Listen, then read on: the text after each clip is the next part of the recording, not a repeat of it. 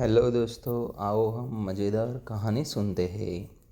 महर्षि दधीची और उनकी पत्नी स्मशान में। जब महर्षि दधीची के मांसपिंड का दाह संस्कार हो रहा था तो उनकी पत्नी अपने पति का वियोग सहन नहीं कर पाई और पास में ही स्थित विशाल पीपल वृक्ष के कटोर में 3 वर्ष के बालक को रखकर स्वयं चिता में बैठकर सती हो गई। इस प्रकार महर्षि दधीची और उनकी पत्नी का बलिदान हो गया। किंतु पीपल के कोटर में रखा बालक भूख प्यास से तड़प तड़प कर चिल्लाने लगा।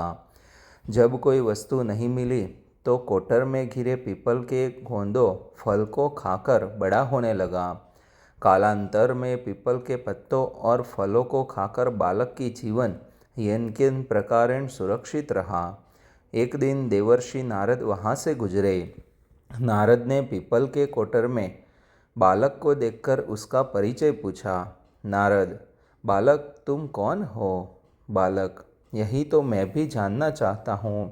नारद: तुम्हारे जनक कौन है? बालक: यही तो मैं जानना चाहता हूँ। तब नारद ने ध्यान धर देखा।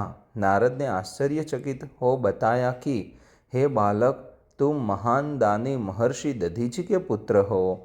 तुम्हारे पिता की अस्थियों का वज्र बनाकर ही देवताओं ने असुरों पर विजय पाई थी। नारद ने बताया कि तुम्हारे पिता दधीची की मृत्यु मात्र 31 वर्ष की वय में ही हो गई थी। बालक: मेरे पिता की अकाल मृत्यु का कारण क्या था? नारद: तुम्हारे पिता पर शनिदेव की महादशा थी। बालक: मेरे ऊपर आई विपत्ति का कारण क्या था? नारद: शनिदेव की महादशा। इतना बताकर देवर्षि नारद ने पीपल के पत्तों और गोंदों को खाकर जीने वाले बालक का नाम पीपललाद रखा और उसे दीक्षित किया। नारद के जाने के बाद बालक पीपललाद ने नारद के बताए अनुसार ब्रह्मा जी की घोर तपस्या कर उन्हें प्रसन्न किया।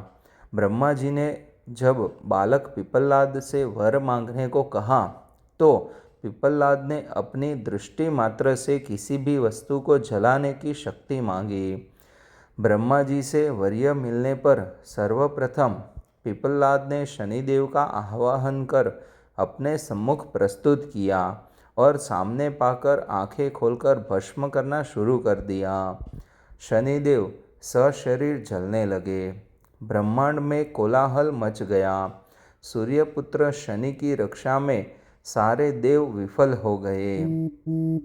सूर्य भी अपनी आंखों के सामने अपने पुत्र को जलता हुआ देखकर ब्रह्मा जी से बचाने हेतु विनय करने लगा।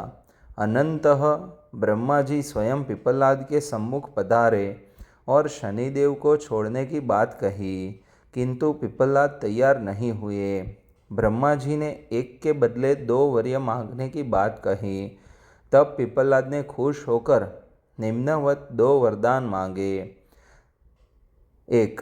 जन्म से 5 वर्ष तक किसी भी बालक की कुंडली में शनि का स्थान नहीं होगा, जिससे कोई और बालक मेरे जैसा अनाथ न हो। 2. मुझ अनाथ को शरण पीपल वृक्ष ने दी है, अतः जो भी व्यक्ति सूर्योदय के पूर्व पीपल वृक्ष पर जल चढ़ाएगा उस पर शनि की महादशा का असर नहीं होगा। ब्रह्मा जी ने तथास्तु कह वरदान दिया। तब पीपललाद ने जलते हुए शनि को अपने ब्रह्मदंड से उनके पैरों पर आघात करके उन्हें मुक्त कर दिया, जिससे शनिदेव के पैर क्षतिग्रस्त हो गए और वे पहले जैसी तेजी से चलने लायक नहीं रहे।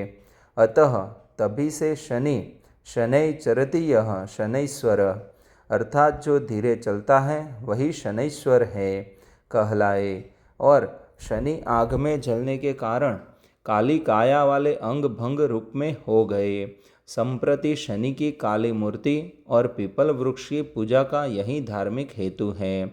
आगे चलकर पीपललाद ने प्रश्न उपनिषद की रचना की, जो आज भी ज्ञान का अकूत भंडार है। दोस्तों, ऐसी कहानी देखने के लिए हमारे चैनल सब्सक्राइब कर दीजिए।